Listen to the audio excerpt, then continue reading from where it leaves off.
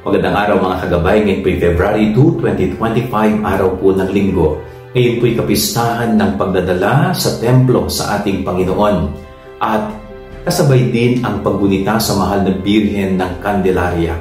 Napakaganda po ng paalala ng dalawang kapistahan na ito. Ang mahal na Birhen, bitbit niya sa kanyang bisig ang ating Panginoong Hesus na siyang tanglaw at ilaw ng sanlibutan. Kanya nga po, napakahalaga na palagi nating pagnilayan sa ating sarili. Tinatanggap ba natin si Jesus bilang ating liwanag?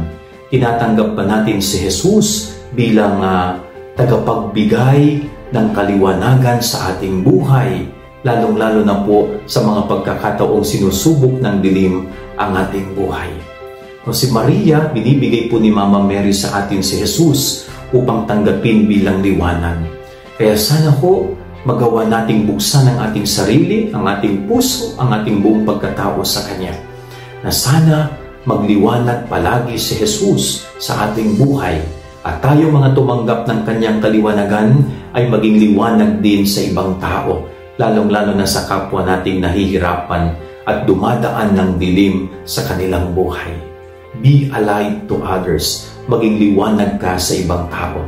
Yan ang ating gabay-aral ngayong maghapon. God bless po sa inyo lahat. Pagpalain kayo ng Panginoon.